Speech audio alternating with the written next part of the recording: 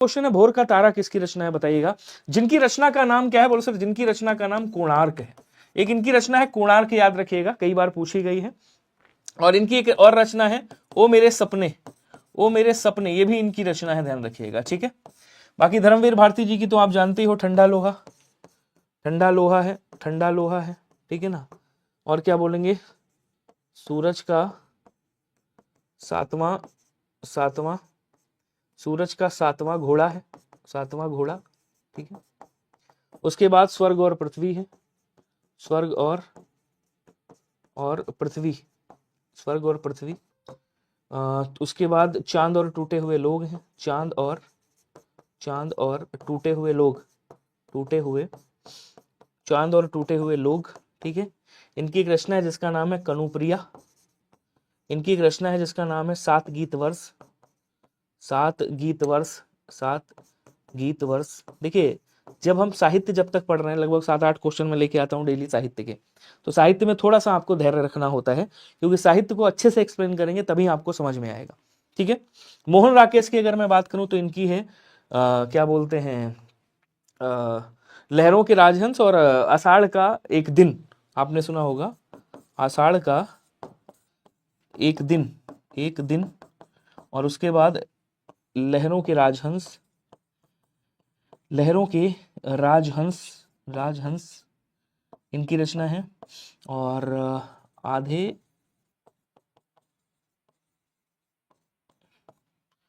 क्या बोलेंगे, आधे अधूरे भी इनकी रचना है, ठीक है। अब कोणार्क है और ओ मेरे सपने, ये किसकी है, ये जगदीश चंद्र माथुर साहब का है। तो यहाँ पे आंसर क्या हो जाएगा, बोलो सर बी वाला आंसर राइट होगा। सभी लोग याद रखिएगा, क्या सभी को क्लियर है। इनमें एक रचना और है धर्मवीर भारती की, मुर्दों का गांव। तो मैं भी आपसे पूछ ले मुर्दों का गांव किसकी रचना है, तो आप कह दीजिएगा मुर्दों का गांव इनकी है, याद रखेंगे सभी लोग। क्लियर है सभी को, एक बार आंसर करके बताओ जल्दी से।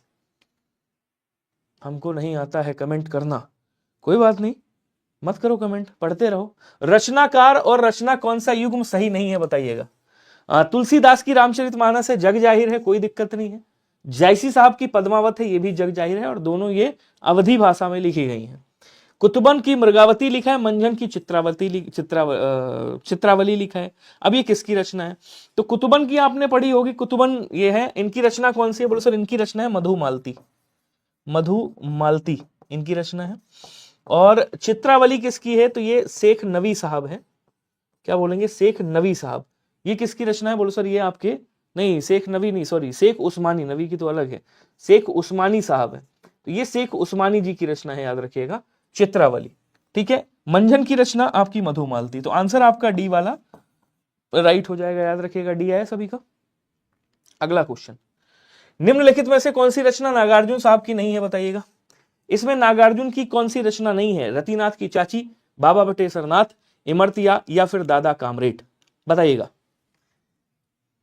इसमें एक रचना है यशपाल जी की, एक रचना किसकी है, यशपाल जी की है, ध्यान रखिएगा, यशपाल जी की, जिनकी रचना कई बार मैं लिख चुका हूं, देशद्रोही है, एक रचना इनकी देशद्रोही है।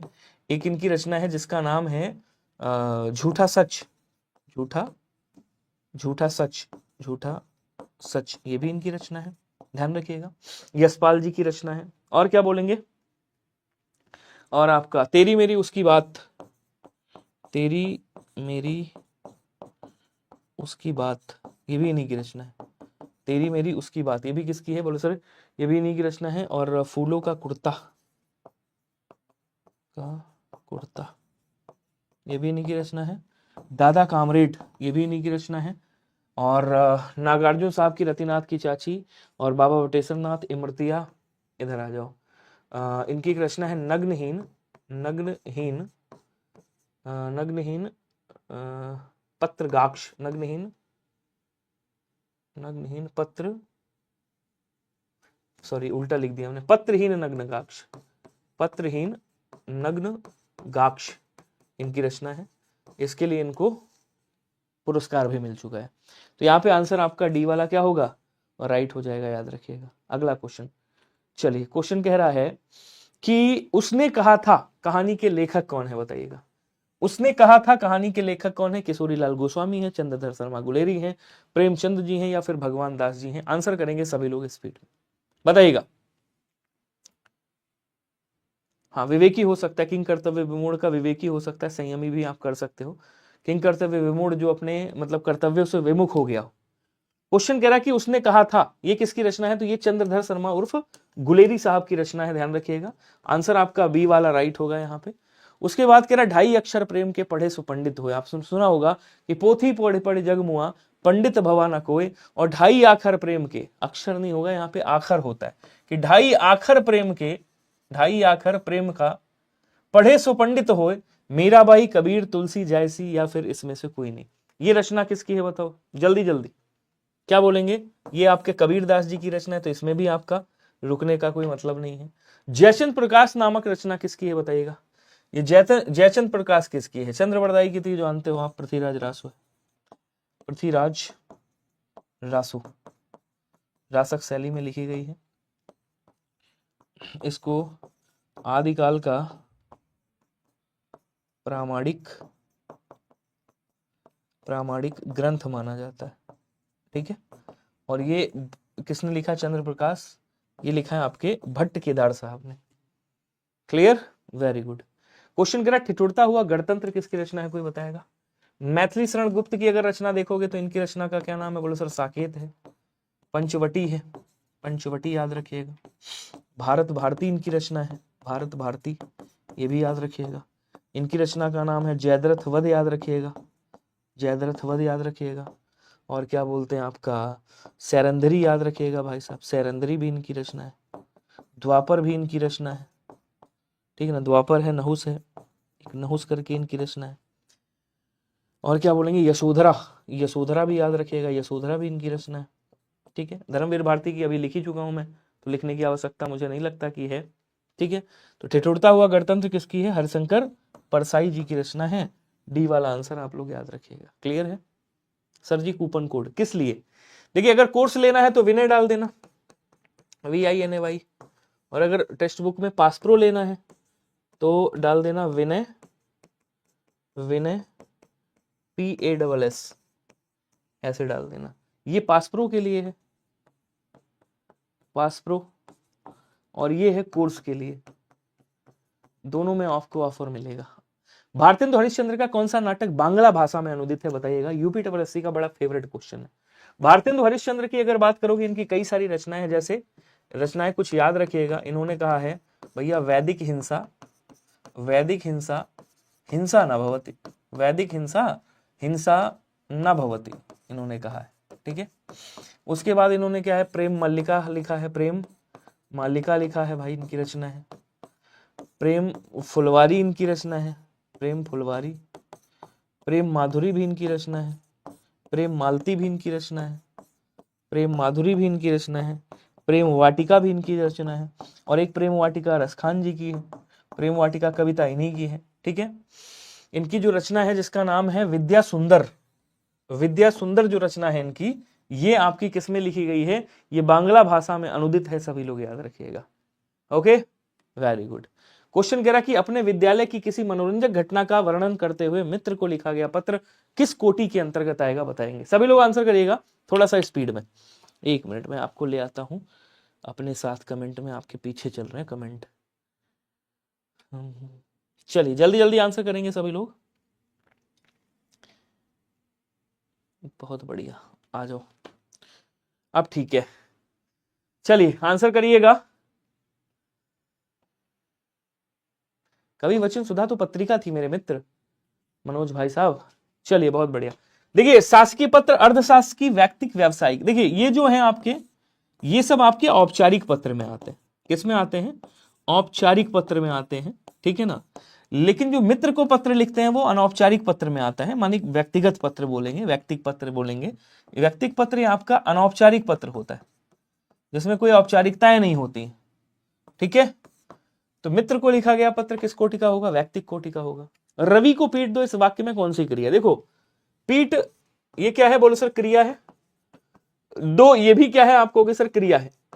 जब दो अलग अलग क्रियाएं आपस में मिलती हैं तो किसका निर्माण होता है? आप कहोगे सर संयुक्त क्रिया का निर्माण होता है। अब आपको यह भी पता होना चाहिए कि संयुक्त क्रिया के 11 भेद होते हैं। कितने भेद होते हैं? 11 भेद होते हैं। अवकाश बोधक, जैसे आपने कहा विराट टेस्ट नहीं खेल पाया, नहीं खेल पाया, तो ये क्या है, अवकाश बोधक है, मतलब किसी कारणवश क्रिया नहीं हो पाई। समाप्ति बोधक में आपने कहा कि भारत पाकिस्तान को 3 बार ठोक चुका है। ठोकना ये भी क्रिया और चुकना ये भी क्रिया, तो ये समाप्ति बोधक हो गई, मतलब समाप्त कर चुका है। आरंभ बोधक, जैसे आपने कहा वर्षा होने लगी, वर्षा होने लगी, तो ये आरंभ बोधक हो गया। मोहन गाना गाने लगा, ये क्या हो गया, बोलो सर ये आरंभ बोधक हो गया। अब कह रहा कि रवि को पीट दो, तो ये कौन सा है, देखिए रवि को पीट दो, वैसे ये अनुमति बोधक में आना चाहिए, लेकिन इसको आप निश्चय बोधक में भी रख सकते हो, क्योंकि यहां आज्ञा दे रहा है और आज्ञा वाले अनुमति बोधक में आते, लेकिन कह रहा रवि को पीट दो, ये निश्चितता बता रहा है, तो यहां पे डी वाला आंसर करिएगा। अगर अनुमति बोधक होता तो हम उसको जरूर करते, अनुमति बोधक नहीं है तो आप इस पे नहीं जाओगे, फिर आप निश्चय बोधक में चले जाओगे। क्लियर है सभी को, आगे बढ़ेंगे। क्वेश्चन कह रहा निम्नलिखित में से साधारण धर्म क्या होता है बताइएगा।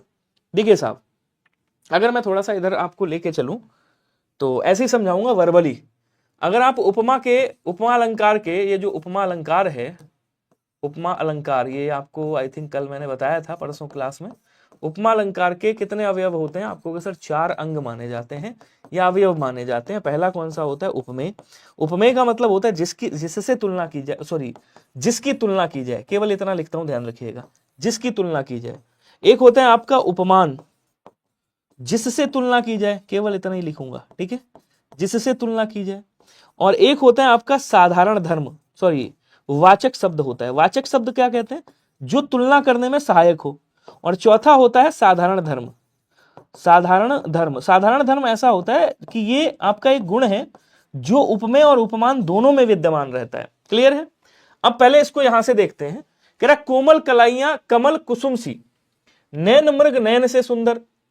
अच्छा यहां से देखिएगा क्या कह रहा, देखो समझो। कह रहा कोमल कलाइयां, कलाइयों की तुलना की जा रही है किससे, बोलो सर कलाइयों की तुलना की जा रही है, यानी कि ये उपमेय हो गया।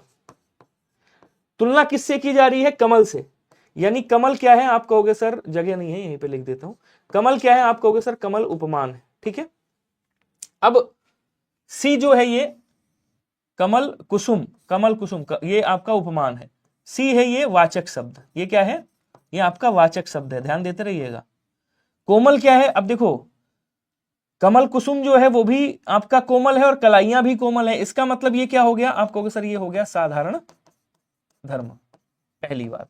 अब इधर आ जाओ, इधर देखो क्या कह रहा है। इधर कह रहा है कि नयन मृग नयन से सुंदर है, तो नयन ये जो है इसकी क्या कह रहा है, ये उपमेय है, इसकी तुलना की जा रही है, ठीक है। और कह रहा मृग नयन, ये क्या है, उपमान है, मृग के नयन है। से आपका क्या हो गया, वाचक शब्द हो गया। सुंदर क्या हो गया भाई, नयन मृग के भी नयन सुंदर हैं और आपके क्या बोलते हैं नयन भी सुंदर हैं, तो ये क्या बोलेंगे, साधारण धर्म हो गया, या सामासिक धर्म बोलते हैं इसको, साधारण धर्म कह देंगे। अब आप आंसर बता दो, पूछा साधारण धर्म कहां है, बोलो सर एक तो ये है और दूसरा कहां है, ये है, मतलब सुंदर और कोमल साधारण धर्म हो गया। आंसर मिला क्या, एक मिनट आगे से हट रहा हूं, कोमल और सुंदर, सी वाला आंसर राइट होगा। अब चाहो स्क्रीनशॉट मार लो, वरना कोई दिक्कत नहीं, पीडीएफ तो मैं दे ही देता हूं, ठीक है। अगर उपमेय पूछता तब क्या हो जाता, कलाइयां और नयन हो जाता। उपमान पूछता तो क्या हो जाता, कमल कुसुम और आपका नयन, इधर मृग नयन हो जाता। पूछा क्या, साधारण धर्म, कोमल और सुंदर।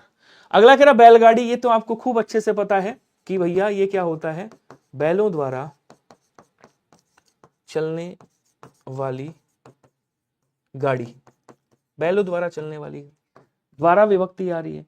द्वारा विभक्ति किस में आती है, कर्ण कारक में आती है। तो यहां पे क्या हो जाएगा, बोलो सर कर्ण तत्पुरुष होगा। आंसर आपका डी वाला राइट होना चाहिए। अब अगले क्वेश्चन का आंसर आप दोगे। चलिए अगले क्वेश्चन का आंसर दीजिएगा सभी लोग, मैं नाम पढ़ लेता हूं, इस बार नाम भी नहीं पढ़ा मैंने। स्पीड ब्रेक भाई साहब हैं, ब्रेक लगाए हुए हैं ये। साक्षी यादव जी हैं, संस्कार जी हैं, प्रिंस सोलंकी जी हैं और संसार साहब हैं और पुनीत कुमार जी हैं। मैं देख रहा हूँ कई सारे नए लोग आ रहे हैं। कीर्ति तिवारी हैं, कुलदीप श्रीवास्तव जी हैं, प्रिंस सोलंकी हैं और रीनू जी हैं, मनोज भाई साहब हैं शशि यादव हैं, सुपर विंग्स एकेडमी है, और कौन है भाई, आंसर करते रहो सभी लोग। देखो, धरती ने खिलाया ज्वलंत लाल लाल। अब कह रहा कि पंक्ति में प्रयुक्त अलंकार कौन सा होगा, तो अनुप्रास है, मानवी है, उत्प्रेक्षा है, पुनरुक्ति प्रकाश है। वैसे अगर आप देखोगे तो यमक अलंकार भी हम कह देते धरती ने खिलाया ज्वलंत लाल लाल। अब लेकिन यमक अलंकार में कंफर्म नहीं हो रहा है। अब यहाँ लाल लाल देखो पुनरुक्ति हो रही, पुनः उक्ति हो रही है। अब लाल का मतलब पुत्र भी होता है और लाल का मतलब भाई रत्न भी होता है। तो खैर पुनरुक्ति प्रकाश, जब देखिए एक होता है पुनरुक्ति अलंकार और एक होता है पुनरुक्ति प्रकाश अलंकार, जिसको विप्सा अलंकार भी बोलते हैं। ये जो पुनरुक्ति प्रकाश है इसको विप्सा अलंकार भी आप कहते हो। इसमें क्या होता है कि जब हर्ष के कारण, विस्मय के कारण, या फिर प्रेम के कारण, या शाबाशी के कारण, या घृणा के कारण जब हम पुनरुक्ति करते हैं शब्दों की, तो वहां पुनरुक्ति प्रकाश अलंकार होता है, यानी कि हम किसी चीजों पे प्रकाश डाल रहे हैं। ठीक है, बिल्कुल। तो यहां क्या कह रहा है, धरती ने खिलाया ज्वलंत लाल लाल, पुनः उक्ति हो रही है, तो इसको हम क्या बोलेंगे, यहां पे हम पुनरुक्ति प्रकाश अलंकार बोलेंगे। आंसर आपका ऑप्शन नंबर ए होगा। अनुप्रास अलंकार क्यों नहीं हो सकता, यहां वर्णों की आवृत्ति होती है। यहां वर्णों की क्या होती है, बोलो सर आवृत्ति होती है, याद रखिएगा। ठीक है, और मानवीकरण अलंकार में जब निर्जीव चीजों में भी मानव के क्रियाकलापों को वो किया जाता है। इनमें से कौन सा शब्द उपसर्ग रहित है, आ जाओ देख लेते हैं। इसको तोड़ोगे क्या निकलेगा आपको, सर अति निकलेगा। उसके बाद क्या आएगा आपको, सर अधिक आएगा। ठीक है, अत्यधिक हो जाएगा। इसको तोड़ेंगे तो क्या आ जाएगा आपको, वी प्लस देश आ जाएगा। इसको तोड़ेंगे क्या आएगा आपको, सर सु आ जाएगा। उसके बाद योग आ जाएगा। एंड इसको तोड़ेंगे तो क्या आएगा आपको, सर यहाँ से सुर निकलेगा और यहाँ से ईस निकलेगा। ठीक है, यानी कि यहाँ से आ निकला था और यहाँ से ई निकला था, तो दोनों मिलकर के ए बने थे। क्या बने थे, ए बने थे। इसका मतलब यहाँ पे क्या है साहब, यहाँ पे आपका गुण स्वर संधि का योग किया गया है, ना कि यहाँ पे उपसर्ग है। क्यों, संधि में दोनों तरफ मूल शब्द लगे हुए हैं। हालांकि संधि यहाँ पे भी है अण संधि, लेकिन यहाँ पे आपका दोनों मूल शब्द है, तो डी वाला आंसर आपका राइट हो जाएगा। बाकी अति आपका उपसर्ग भी होता है। क्लियर है, आगे बढ़ेंगे। इनमें से किस छंद में प्रथम व अंतिम पद समान होता है, ये आसान क्वेश्चन है, आप लोग खूब अच्छे से जानते होंगे। एक होता है विषम मात्रिक छंद। विषम मात्रिक छंद होते हैं दो, कौन कौन से, एक होता है आपका कुंडलिया, एक होता है आपका कुंडलिया, और दूसरा आपका होता है छप्पय। दूसरा होता है छप्पय। कुंडलिया आपका दोहा प्लस रोला से मिलकर के बनता है। ठीक है, और छप्पय आपका रोला प्लस उल्लाला से मिलकर के बनता है। रोला प्लस उल्लाला से मिलकर के बनता है, ध्यान रखिएगा। ठीक है, अब ये जो होता है ना कुंडलिया, अच्छा इसमें 6 चरण होते हैं, याद रखिएगा सब में। मतलब ये जो विषम चरण है इनमें 6 चरण होते हैं। विषम मात्रिक छंद में 6 चरण होते हैं। कुंडलिया का पहला और अंतिम पद, मतलब दोहे का पहला और रोला का अंतिम पद समान होता है, याद रखिएगा। ये कई बार क्वेश्चन आ चुका है। ठीक है, एक कई बार क्वेश्चन आ चुका है। तो यहां क्या बोलेंगे, कहीं सर यहां पे आपका कुंडलिया हो जाएगा, बी वाला आंसर आपका राइट होगा। बोलो क्लियर है क्या सभी को, धन्यवाद जी संसर जी। क्वेश्चन अगला कह रहा, बड़े बड़ाई ना करें, बड़े ना बोले बोल। ध्यान से पढ़िएगा, बड़ा अच्छा सा क्वेश्चन है और ये इंपॉर्टेंट है, आ भी सकता है। बड़े बड़ाई ना करें, बड़ों ना बोले बोल, और रहीमन हीरा कब कहे कि लाख टका मेरो मोल। रहीम द्वारा लिखित इन पंक्तियों में बड़े शब्द का प्रयोग जिस रूप में हुआ है वो कौन सा है। ये जो बड़े का प्रयोग यहाँ पे हुआ है, ये किस रूप में किया गया, विशेषण के रूप में, संज्ञा के रूप में, सर्वनाम के रूप में, क्रिया विशेषण के रूप में, या इनमें से कोई नहीं। आंसर करेंगे जल्दी जल्दी, आसान है, कर सकते हो। क्या कह रहा है देखिएगा, कह रहा है कि बड़े बड़ाई ना करें, बड़े ना बोले बोल, मतलब बड़े को यहाँ पे संज्ञा के रूप में प्रदर्शित किया गया है। और कह रहा है जो बड़े हैं वो बड़ाई ना करें, मतलब बड़े संज्ञा की बात कर रहा है यहाँ। बड़े जो है ये संज्ञा के स्थान पे, बड़े मतलब कोई बंदा है, कोई व्यक्ति है, कोई संज्ञा है जिसके स्थान पे बड़े का प्रयोग हुआ है। कह रहा बड़े बड़ाई ना करें, बड़े ना बोले बोल, और रहीमन हीरा कब कहे कि लाख टका मेरा मोल। तो यहाँ क्या हो जाएगा, बोलो सर संज्ञा होगा। आंसर बी वाला राइट होगा, ध्यान रखिएगा। अगला क्वेश्चन कह रहा कि कौन सा शब्द चतुर का पर्यायवाची है, बताइएगा। आप इसका बताओ, मैं इसका फोड़ता हूं। कंचन किसका है, बोले सर सोना का है, ध्यान रखिएगा। स्वर्ण बोलते हैं इसको, इसको आप सुवर्ण भी कह सकते हो, इसको हाटक कहा जाता है, इसको कलधौत भी कहा जाता है, ध्यान रखिएगा, कलधौत कहते हैं। जातरूप भी कहते हैं, जातरूप, जातरूप चांदी को भी कह देते हैं, कलधौत जातरूप। हिरण्य, हिरण्य बोलेंगे। कुंदन कहा जाता है, कनक कहा जाता है, हेम कहा जाता है, हेम, और कंचन भी बोला जाता है, ठीक है ना। वैष्णी। पामर का मतलब क्या होता है?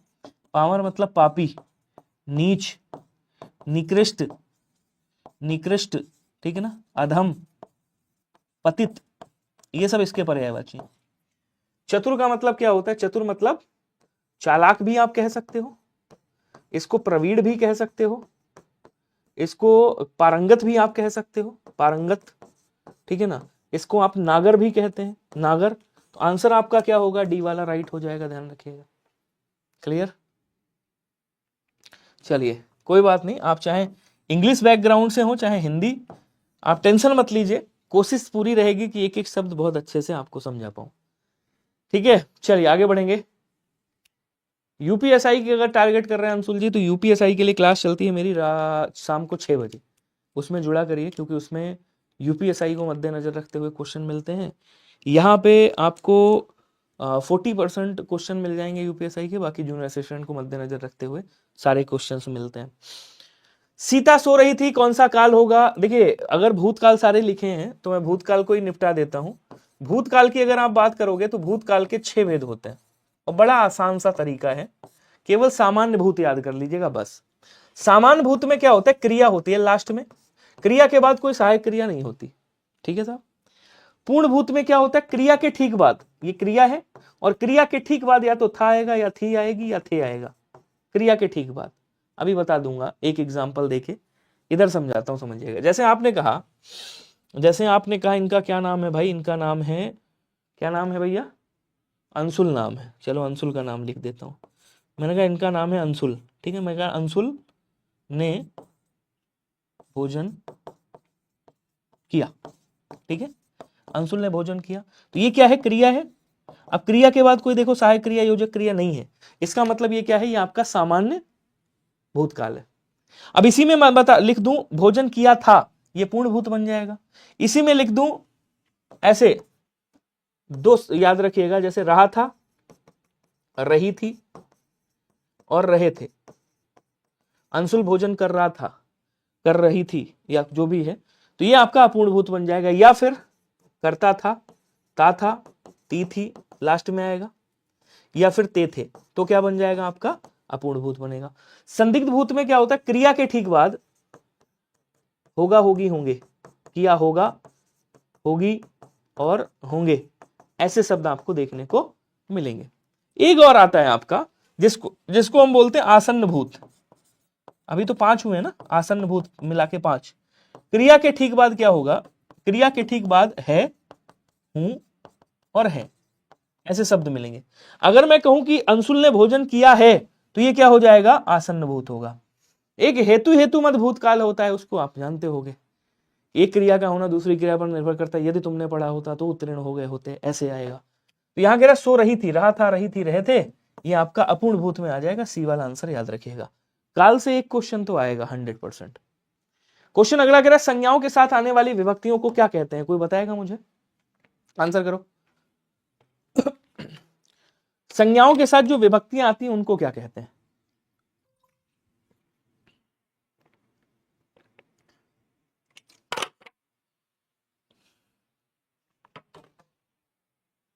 समझना, संज्ञा के साथ विभक्ति। राम ने रावण को, ठीक है।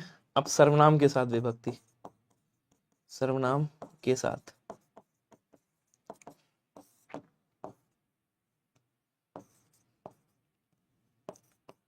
तुमने हमको, उनको, उनसे, ये विभक्तियां हैं। को विभक्ति, से विभक्ति, इन्हें विभक्ति, को। अब देखो संश्लिष्ट का मतलब क्या होता है? चिपकना, सिमटना, सिकुड़ना, पास पास आना। तो जहां पे विभक्ति चिपक रही हो वो क्या हो रहा है? संश्लिष्ट हो रहा है। अच्छा संज्ञाओं के साथ पूछ रहा है, सॉरी, ये क्या हो रहा है? बोलो सर, ये आपका संश्लिष्ट हो रहा है, चिपक रहा है। और जहां पे चिपक नहीं रही है, विश्लिष्ट हो रही है, मतलब अलग अलग हो रही है, तो यहां विभक्ति देखो, यहां विभक्ति अलग है, ये संज्ञा है, विभक्ति अलग है, यहां देखो सर्वनाम वो सॉरी ये भी संज्ञा है, यहां देखो विभक्ति अलग है। इसका मतलब ये क्या हो गया, विश्लिष्ट हो गया। तो संश्लिष्ट और विश्लिष्ट का मतलब समझ पाए क्या? श्लिष्ट नहीं, श्लिष्ट तो चिपका हुआ मतलब सर्वनाम के साथ ही आएगा, लेकिन श्लिष्ट केवल नहीं बोलेंगे, श्लिष्ट मतलब चिपका हुआ होता है। संश्लिष्ट मतलब साथ में चिपका हुआ, सम प्लस श्लिष्ट मतलब बराबर चिपका हुआ। आ जाओ आगे, सम प्लस श्लिष्ट मतलब बराबर चिपका हुआ, ये कह सकते हैं। तो संज्ञा के साथ में क्या हो जाएगा, विश्लिष्ट होगा, क्योंकि संज्ञाओं के साथ पूछा है। सर्वनाम के साथ पूछता तो विश्लिष्ट हो जाता। कह रहा कौन सी विशेषता कार्यालय आदेश से संबंधित नहीं है, ये कार्यालय आदेश की बात कर रहा है। अब इसमें कार्यालय आदेश में कौन सी विशेषता संबंधित नहीं है बताइएगा, बढ़िया क्वेश्चन है, अच्छे से आंसर करिएगा, मैं पढ़ता हूं। यह संगठन की नीतियों और नियमों को सभी कार्मिकों तक पहुंचाने का सर्वोत्तम तरीका होता है। अब मान लो कोई कार्यालय में आपके आदेश जारी हुआ, कोई नियम जारी हुआ, जैसे कोरोना आ गया है, अभी मान लो कोई नियम जारी होता है तो ये सब कर्मियों तक पहुंचाया जाएगा। बिल्कुल सही बात है साहब। कह रहा इस पत्र में केवल पद सूचक उपाधियों का ही वर्णन होता है, शैक्षिक उपाधि का नहीं। कह रहा कि इस पत्र में कार्यालय, विभाग, मंत्रालय तथा सरकार के नाम के बाद पत्र संख्या का उल्लेख करके आदेश दिया जाता है। इस पत्र में संबोधन एवं अधोलेख आदि को लिखा इस पत्र में संबोधन एवं अधोलेखन आदि को नहीं लिखा जाता है। ये 2 बार लिखा नहीं लिखा हो गया, इसको मैं हटा देता हूं, ठीक है, नहीं लिखा जाता है। अब देखो मैं इसको समझाता हूं। कार्यालय आदेश की बात कर रहा है, इस पत्र में संबोधन अधोलेखन, देखिए जितने भी आपके शासकीय पत्र हैं, अर्धशासकीय को छोड़ के, अर्ध सरकारी पत्र को छोड़ के किसी में संबोधन नहीं लिखा जाता है, इस बात को याद रखिएगा, ठीक है। अच्छा, उसके बाद क्या संबोधन और अधोलेख नहीं होता। इस पत्र में कार्यालय, विभाग, मंत्रालय, देखो इस पत्र में कार्यालय, विभाग, जो कार्यालय, विभाग है, मंत्रालय तथा सरकार के नाम के बाद पत्र संख्या का उल्लेख करके आदेश दिया जाता है। बिल्कुल सही बात है साहब, लेकिन ये कार्मिकों तक होता है जो अपनी कार्यालय के लिए जो सूचना प्रेषित की जाती है, कार्यालय में जो आदेश जारी होता है, ये याद रखना। यह संगठन की नीतियों, मतलब संगठन मतलब कार्यालय हो गया, सरकार हो गया, कुछ भी, संगठन की नीतियों और नियमों को सभी कार्मिकों तक पहुंचाने का सर्वोत्तम तरीका है। देखो ये भी सही है, ये भी सही है और ये भी सही है, लेकिन ये वाला गलत है। पूछो क्या गलत है सर? इस पत्र में केवल पद सूचक उपाधियों का ही वर्णन नहीं, पद सूचक उपाधि तो बिल्कुल नहीं होती है यहाँ पे। जो शैक्षणिक उपाधि है, मतलब शैक्षणिक उपाधि जो आपका पद है वो जरूर लिखा जाता है नीचे प्रेषित में, वो भी। तो ये वाला जो प्रोसेस है आपका, मतलब बी वाला जो आंसर है, ऑप्शन है, वो नहीं होगा, ठीक है ना। ये आपका सरासर गलत है। इस पत्र में केवल पद सूचक उपाधियों का ही वर्णन होता है, शैक्षिक उपाधि का नहीं होता। नहीं, पद सूचक इसका वर्णन नहीं किया जाता है, बल्कि जो आपको जो पद है उसका वर्णन किया जाता है। किस विकल्प में समस्त पद का विग्रह गलत है? भय से भीत, भयभीत कह रहा है, करण तत्पुरुष होगा यहाँ पे। क्या होगा बोलो सर? करण तत्पुरुष होगा। शताब्दी, सत आब्दों का समाहार, 100 आब्दों का। यहाँ क्या हो जाएगा बोलो सर? यहाँ पे आपका द्विगु समास हो जाएगा, ये द्विगु समास होना चाहिए, ठीक है। उसके बाद कह रहा दाल और रोटी, दाल और रोटी ये समाहार द्वंद्व होना चाहिए। और उसके बाद कह रहा पथ से भ्रष्ट, ये क्या होना चाहिए? ये आपका अपादान तत्पुरुष होना चाहिए। तो मैंने इसके बारे में बताया है, अब आप इसको बताओ कौन सा गलत है। आज फर्स्ट टाइम क्लास देख रहे हैं आपकी, धन्यवाद जी नीतू सिंह जी, बहुत बहुत आभार आपका। यहाँ पे क्या बोलेंगे? गलत आपका पूछ रहा है। तो पथ भ्रष्ट का मतलब पथ से भ्रष्ट हो गया, सिंपल सा, रास्ते से भ्रष्ट हो गया, पथ से भ्रष्ट हो गया, पथ से अलग हो गया, दूर हो गया, ना कि रास्ते का भटका हुआ। तो यहाँ पे डी वाला आंसर होगा, बाकी सारे के सारे सही है, कोई दिक्कत नहीं है, कर सकते हो। अगला क्वेश्चन क्या कह रहा है देखो, रानी दासी को उपहार देती है, वाक्य में कौन सा कारक है बताइएगा?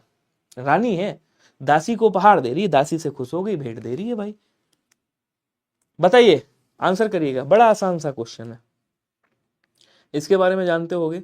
दो जो आपके वो हैं, क्या कहते हैं, दो कारक जो हैं, उनको अच्छे से आप लोग भली भांति पढ़ लीजिएगा, चाहे किसी से, मुझसे, किसी से भी, मैं तो कराते ही रहता हूं या अपने किताब से। एक तो आपका संप्रदान कारक, दूसरा अपादान कारक, क्योंकि ये दो ऐसे हैं जो थोड़ा सा घुमावदार आते हैं, बाकी कोई भी कारक ऐसा ज्यादा घुमावदार नहीं आएगा, आसानी से आप कर सकते हो। दो को याद रखिएगा, ठीक है। बिल्कुल सभी का आंसर सही आया है। रानी दासी को उपहार देती है, देखो देने के अर्थ में क्रिया है, तो जो ये को विभक्ति होती ना, ये क्रिया किसके लिए की जा रही? दासी के लिए। को विभक्ति है लेकिन देने के अर्थ में क्रिया है, और ऐसा देना हो जो वापस ना लेना हो। तो ये उपहार दे रही, उपहार कोई वापस थोड़ी लेता है भाई, संप्रदान कारक होगा। सी वाला आंसर राइट होगा। जब देने के अर्थ में क्रिया है, ऐसा देना जो वापस ना लेना हो, वहां हमेशा संप्रदान कारक होता है, याद रखिएगा। क्वेश्चन अगला कह रहा, कवि कालिदास की अभिज्ञान शाकुंतलम का हिंदी अनुवाद किसने किया है, कोई बताएगा? सदा सुखलाल, गोस्वामी विठलनाथ, या फिर राजा लक्ष्मण सिंह, या राजा शिवप्रसाद। सितारे हिंद इनका नाम है, राजा शिवप्रसाद सितारे हिंद। इनकी एक बड़ी फेमस रचना है, मुझे याद नहीं आ रही है। राजा शिवप्रसाद सितारे हिंद की कभी कभार पूछ ली जाती, याद आएगी लिखूंगा मैं। बताएंगे सभी लोग, आंसर करो। 21 फिर से देखें सर, ओके आ जाओ। किस विकल्प में समस्त पद का विग्रह गलत है? भय से भीत हो रहा है, भयभीत हो रहा है, सही है। सत अब्दों का समाहार शताब्दी, सत अब्दों मतलब वर्षों का समाहार, ये भी सही है। दाल और रोटी, द्विगु समास हो गया, ये करण तत्पुरुष हो गया। कह रहा दाल और रोटी, तो दाल और रोटी ये समाहार द्वंद्व हो गया, दाल रोटी, चाय पानी, ठीक है ना, कपड़ा लत्ता, घास फूट, रास्ते का भटका हुआ, पथ भ्रष्ट, पथ से भ्रष्ट। विग्रह गलत है, यही वाला गलत है, और कोई नहीं। 21 तो बता था ना आपने। अब्दों, हाँ कोई दिक्कत नहीं। देखिए अब्द जानते हो, अब्द का मतलब क्या होता है? अब्द का मतलब जल भी होता है, और अब्द का मतलब वर्ष भी होता है, याद रखिएगा। ये जो अब्द है, इस अब्द का मतलब वर्ष भी होता है, इसीलिए शताब्दी कहा जाता है। सत अब्दों का मतलब 100 वर्षों का समाहार, ये कहना चाह रहा है। अगर हिंदी में आप मतलब वैसे लिखना चाहते हो तो आप 100 वर्षों का समाहार लिख दो। और दाल रोटी का एक विग्रह और होता है, दाल रोटी आदि करके, तो वहां भी आपका समाहार द्वंद्व होता है। आ जाओ, कवि कालिदास, ये आपके राजा लक्ष्मण सिंह जी हुए हैं, डी वाला आंसर याद रखिएगा। क्वेश्चन कह रहा कि जो सो सुख सुजस सुलभ मोहि स्वामी, इस पंक्ति में कौन सा अलंकार है? उत्प्रेक्षा अलंकार है, रूपक अलंकार है, अनुप्रास अलंकार है, व्यतिरेक अलंकार है। तो यूपी SSC का इतिहास गवाह है, अलंकार हो गया, छंद हो गया, और आपका छंद यूपीएसआई में तगड़ा पूछता है। कितना भी तगड़ा पेपर बनाएगा, रचनाकार तो जरूर पूछ लेगा, ठीक है ना, लेकिन छंद वगैरह इतना टाइट नहीं पूछता है, छंद वगैरह आसान पूछता है, कर लोगे आप। तो यहां कह रहा सा की, देखो रिपीटेशन हो रही है, सा की रिपीटेशन हो रही है, तो जहां वर्णों की आवृत्ति हो वहां क्या होता है भाई? यहां सा वर्ण की क्या हो रही है? बोलो सर सा वर्ण की आवृत्ति हो रही है। वहां पे क्या होता है? बोलो सर सा वर्ण की आवृत्ति हो रही है। जहां वर्णों की आवृत्ति हो, अनुप्रास अलंकार। अनुप्रास अलंकार के 5 भेद होते हैं, उनको जरूर पढ़ लीजिएगा। इसी में एक पहला भेद होता है जिसको हम बोलते हैं वृत्त्यानुप्रास। तो वृत्त्यानुप्रास का मतलब क्या होता है? वृत्त्यानुप्रास का मतलब होता है जहां पे एक ही वर्ण की आवृत्ति हो। तो यहाँ केवल सा की आवृत्ति हो रही है, यहाँ देखो सा है, तो केवल सा की आवृत्ति हो रही, वृत्त्यानुप्रास है। अगर दो से अधिक वर्णों की आवृत्ति होती तो वहां 6 का अनुप्रास हो जाता। समझ रहे हो? आगे चलेंगे। अपसरण का विलोम क्या होगा, कोई बताएगा? शरण है, उपसरण है, अवसरण है, अभिसरण है। इसमें समय नहीं ज्यादा गवाऊंगा, अपसरण हो जाएगा, ऑप्शन नंबर ए करिएगा, बाकी एक को नहीं होंगे। क्वेश्चन अगला है, क्या कह रहा है देखिएगा। पापी मनुज भी आज मुख से राम नाम निकालते। ये क्वेश्चन बड़ा पुराना हो चुका है, और कई बार मैंने भी आपको बताया है, उदाहरण के मामले से भी बताया है। उदाहरण अलंकार, विरोधाभास अलंकार, दृष्टांत अलंकार, विभावना अलंकार। तो जहां विरोध ना होते हुए भी विरोध का आभास हो। आपके कुछ चैप्टर वीक हैं, समय है कैसे कवर करूं, कुछ नहीं। अगर आपने मेरा बैच ले रखा है तब सुभान अल्लाह है, नहीं लिया है तो भी माशाअल्लाह है। आप क्या करो, सर्च कर लो मेरे नाम से, जहाँ पे भी वो वाला टॉपिक आपका होगा, और अगर मैंने क्वेश्चन के माध्यम से भी पढ़ाया होगा तो एक बार आप उसको देख लोगे, क्लियर हो जाएगा। इतनी तो मैं कह सकता हूँ आपसे। तो यहाँ क्या होगा, मतलब विरोध ना होते हुए भी विरोध का आभास हो रहा है कि पापी मनुज हैं और राम नाम निकाल रहे हैं। तो राम नाम निकाल सकते हैं, लेकिन विरोध नहीं है, फिर भी विरोध का आभास ऐसा हो रहा है, तो यहां विरोधाभास अलंकार होगा। ठीक है। जो प्रमाण से सिद्ध ना हो सके उसे क्या कहते हैं? अप्रमाणित, अप्रमेय, अपरमित, अनप्रमाणित। अपरमित का मतलब क्या होता है? जिसे मापा ना जा सके, परिमित जिसे मापा जा सके। और अप्रमेय का मतलब होता है जो प्रमाण द्वारा सिद्ध ना हो सके, अप्रमेय बोलते हैं। और जो प्रमाण द्वारा सिद्ध हो सके उसे प्रमेय कहा जाता है। अप्रमाणित जो प्रमाणित नहीं है। क्वेश्चन अगला कह रहा कि वह कौन सा वाक्य आसन्न भूतकाल। आसन्न मतलब होता है निकट, क्रिया अभी अभी कुछ समय पहले समाप्त हुई है। बड़ा आसान सा है, इसको भी पहचानना। ये क्रिया है, क्रिया के ठीक बाद है लिख दो, है लिख दो, और हूं लिख दो। बिल्कुल पूर्ण वर्तमान ऐसा ही होता है।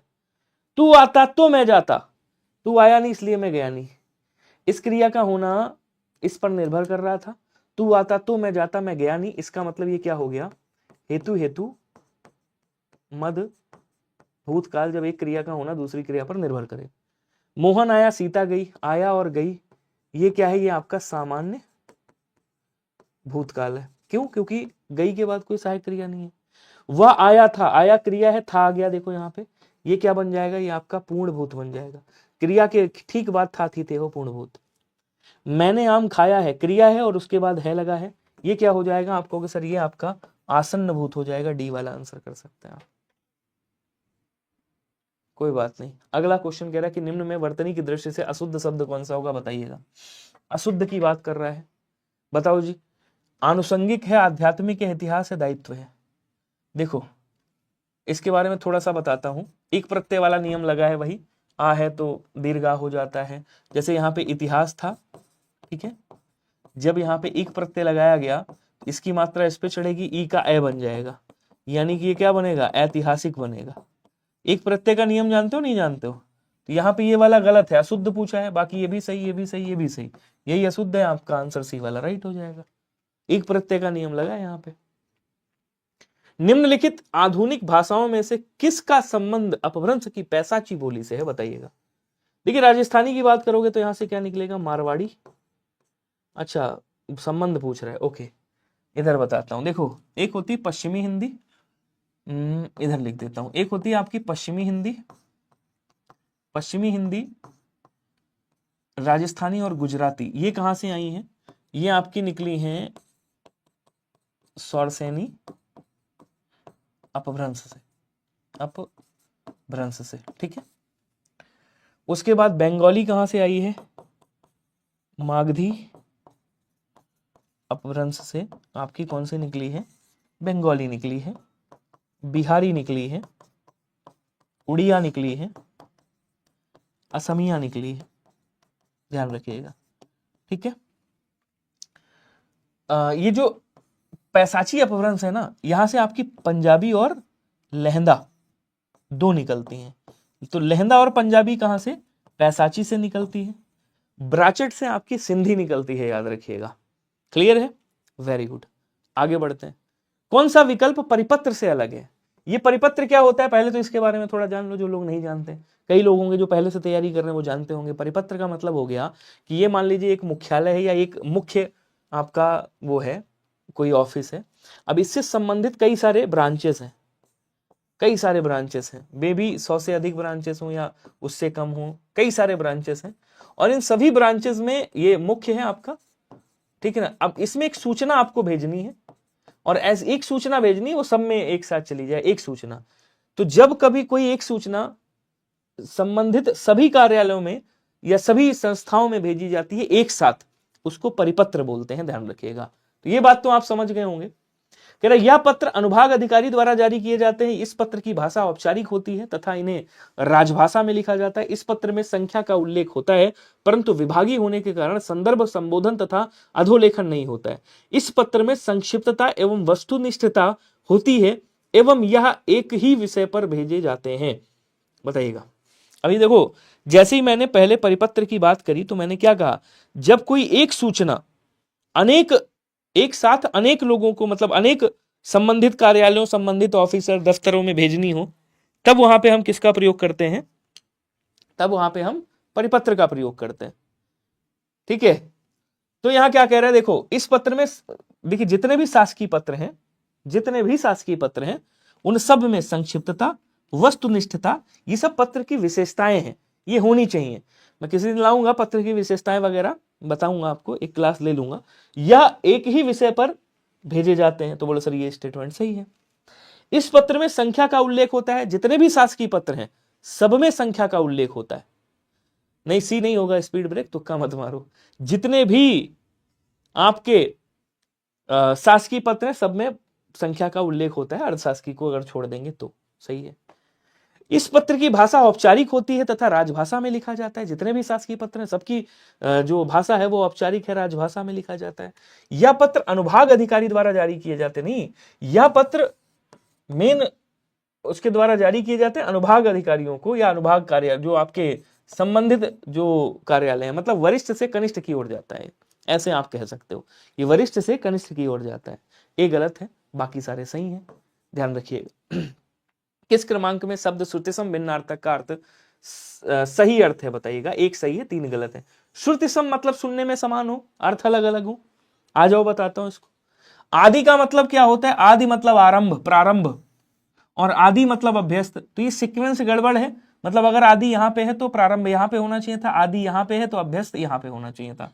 जिस सीक्वेंस में यहां लिखे इसी सीक्वेंस में यहां होना चाहिए था, लेकिन सीक्वेंस गड़बड़ है, इसका मतलब ये गलत हो गया।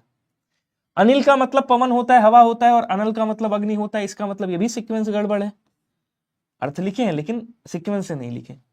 तरणी का मतलब नाव होता है, तरणी का मतलब सूर्य या सूर्य की किरणें होता है, बोलो सर ये भी सीक्वेंस गड़बड़ है। इस मरीची का मतलब क्या होता है? सूर्य होता है। इस मरीची का मतलब सूर्य होता है, और इस मरीची का मतलब किरण होता है।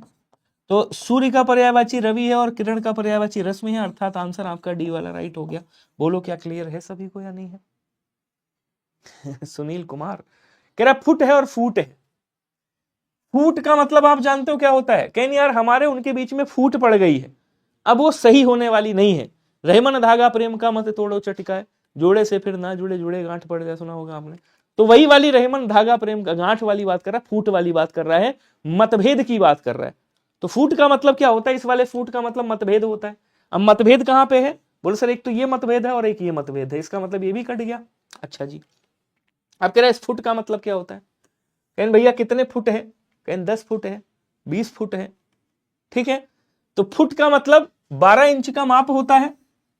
12 इंच का माप यहां पे भी लिखा है, ठीक है, लेकिन यहां वो है ही नहीं, तो ये तो गड़बड़ हो गया, वैसे ही कट गया, ये वाला वैसे ही कट गया। अच्छा अपार ये तो होगा नहीं, फिर बचा कौन सा? ये वाला। तो फुट का मतलब अकेला भी होता है। अब फुटकर लेने जाते हो, फुटकर का मतलब क्या हुआ? दुकान पे फुटकर लेने जाते हो ना, फुटकर का मतलब यही अकेला देना है, अकेला। बिल्कुल, आगे बढ़ेंगे। फसल को पानी मिलेगा तो उपज अच्छी होगी, या वाक्य किस प्रकार का है? अब कह रहा फसल को पानी मिलेगा तो उपज अच्छी होगी। अगर वैसे देखेंगे काल के हिसाब से तो हेतु हेतु मद भूत सॉरी भविष्य काल है। हेतु हेतु मत भविष्य भी होता है, एक भविष्य काल है। ये पहला क्वेश्चन बन गया। अगर इसमें आप देखोगे तो यहां पे आपका मिश्र वाक्य भी बनेगा। ये कैसा वाक्य है? तो आप कहोगे सर ये मिश्र वाक्य है। अगर मैं सर्वनाम पूछूं इसमें कौन सा है, तो आप क्या कहोगे? इसमें आप कहोगे संबंध वाचक, इसी वाक्य में संबंध वाचक सर्वनाम है। अगर मैं इसमें पूछूं अच्छा कौन सा अव्यय है, जैसे तो है लिखा है यहाँ पे, तो ये कौन सा अव्यय है? तो आप कहोगे सर ये समुच्चय बोधक अव्यय है, समुच्चय बोधक। और समुच्चय बोधक में कौन? तो व्याधिकरण है, ठीक है। इसमें एक और वाक्य बन सकता है, 5वां, फसल को पानी मिलेगा तो उपज अच्छी होगी, संयोजक क्रिया विशेषण। इतने 6-7 क्वेश्चन बन सकते हैं। बाकी आपका संकेतवाचक वाक्य होगा, बी वाला आंसर कर दीजिएगा राइट। इच्छावाचक में आप सभी चयनित हो जाएं, ईश्वर करे आप सभी चयनित हो जाएं। ये क्या हो गया? इच्छावाचक हो गया। विस्मयादिबोधक, वाह क्या सीन है, ये विस्मयादिबोधक हो गया।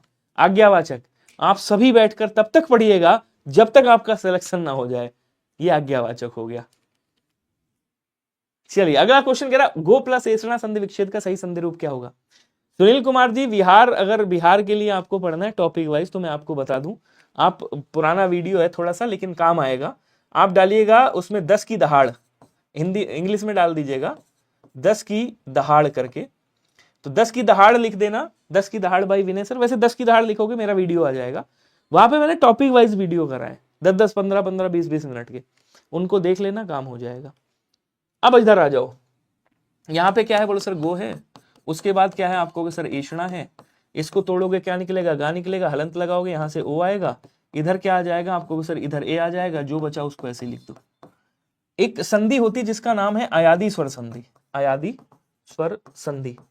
एक अयादी स्वर संधि होती है, उसका जो दूसरा नियम होता है वो कहता है कि मान लो इधर ओ है या औ है और इनका योग किसी असमान स्वर के साथ हो रहा है, असमान स्वर के साथ अगर आप योग कर रहे हो तो यहां तो कोई परिवर्तन नहीं होगा, यहां परिवर्तन होगा, ये अव में बदलेगा और ये आव में बदलेगा, ठीक है। यहां परिवर्तन क्या होगा? ये अव में बदलेगा, यहां कोई परिवर्तन नहीं होगा, तो ये ऐसा का ऐसे ही रहेगा जैसे लिखा हुआ है, इसको ऐसे ही लिख दो। चलो इसको भी लिखना चाहो तो लिख दो, कोई दिक्कत नहीं है, इसको भी लिखना चाहो तो लिख दो। अब इनको मिलाओ, इसको इसके साथ ले जाओगे क्या बनेगा? गा पूरा बनेगा, वा के साथ ये आ जाएगा तो ऐसे मात्रा लग जाएगी और उसके बाद ऐसे आ जाएगा। अच्छा मात्रा एक और लगी है यहाँ पे, लगाना भूल गया, तो ये ऐसे गवेषणा बन जाएगा। कहाँ लिखा हुआ है? गवेषणा, सी वाला आंसर आपका राइट हो जाएगा। क्या सभी को क्लियर है?